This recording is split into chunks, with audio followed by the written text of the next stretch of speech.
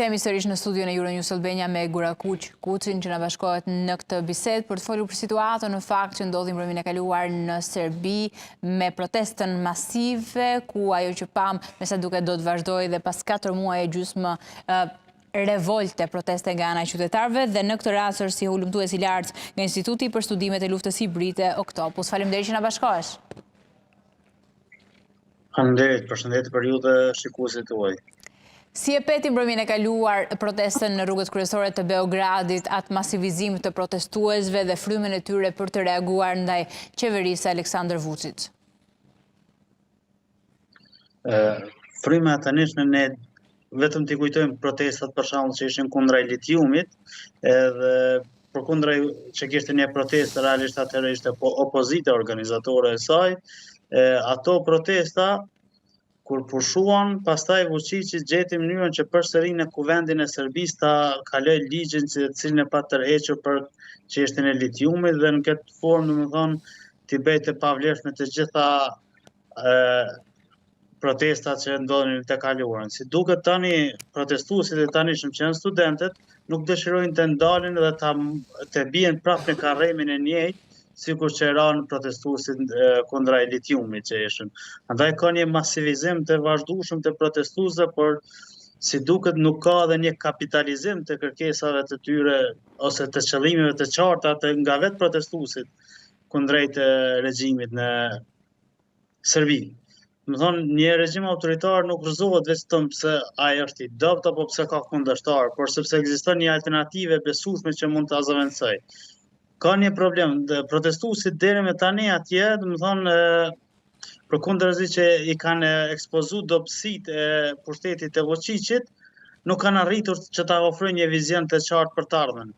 Së pari ata nuk kanë një lider apo disa liderë të cilët i përfaqësojnë denjësisht dhe mund të jenë përfaqësuesit e ardhshëm politik dhe të marrin pjesë në zgjedhjet si një lloj alternative. Nuk kanë një platformë të unifikuar që i siguron qytetarët të cilët do janë pjesë e protesta apo të cilët janë me dy mendje që t'i bashkohen, t'a rrëzojnë Vučićin ose t'i votojnë këta.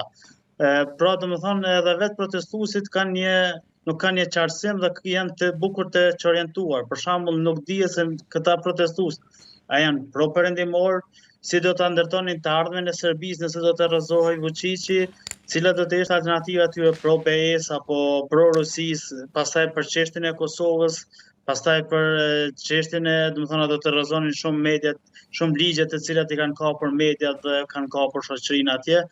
Dhe në këtë mënyrë, domethënë në këtë vakum politik që është krijuar, Vučići po arrin që të mbijetojë duke prezantuar veten si vetmi variabël apo vetmi garanti i stabilitetit që mund ta bëjë Serbinë një vend stabil. Pra mund ta ruajë stabilitetin jo vetëm në Serbi, por edhe në vendin në gjithë Ballkanin perëndimor, sepse ai po përdor shumë leva politike dhe geopolitike në kuadër të këtyre. E qartë. Mendon se një ndër faktorët që kanë ndikuar që protestat jetë pak jo e drejtuar, jo me një qëllim apo me një kaos të caktuar që të shkojë deri në fund turma, është për faktin se në asnjë moment shoqëria civile, vetë studentët, qytetarët që janë bashkuar, nuk kanë lejuar që faktori politik por edhe opozita të bëhet bashkë me të. Pra kanë dashur që ta mbajnë larg faktorin politik, kryesisht opozitën në këtë protestë. Qëndron?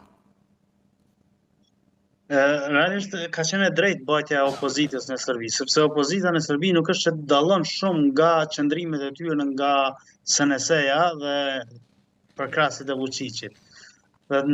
Nuk është domosdoshmë që ata nuk kanë arritur ta kapitalizojnë këtë për shkak që nuk e kanë opozitën, sepse opozita nuk ka arritur as ta kapitalizojë vetveten atje. Sa më shumë domethënë kanë bërë veprime ata vetëm e kanë forcuar Vučićin.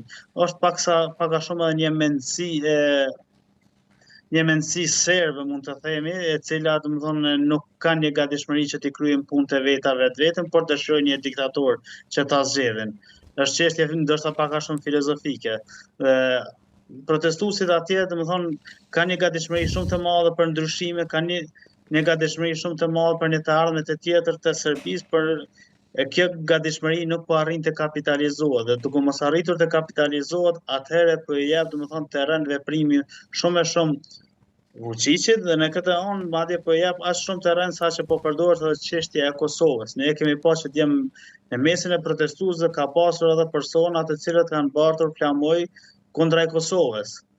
Tash a kanë qenë ata protestues të cilët janë futur me qëllimin për ta prishur protestën apo vërtet përkrahin qëllime të tilla, ne nuk mund ta themi një gjë të tillë.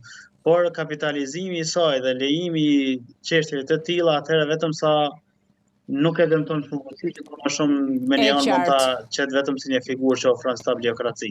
Sa po e shijon në fakt vetë Rusia këtë situatë që po ndodh në vetë Serbi, në Beograd, në Novi Sad, por edhe në qytetet e tjera ku ka patur përqendrim të madh të protestës. Si është roli i saj, apo qëndron në heshtje duke e parë situatën e trazuar në Rusi dhe situatën e trazuar për pozitën politike të Aleksandar Vučić? Rusia, domethënë Rusia dhe Serbia janë dy aleat, kanë më shumë dhe lidhjet e tyre janë shumë të fuqishme. Vučići është një marionet e Putinit, mirë po deri me tani kemi pa që Rusia nuk është që ka ofruar ndonjë ndihmë të drejtë për drejtë të madhe kundrejt Vučićit, kundrejt protestave në Serbi.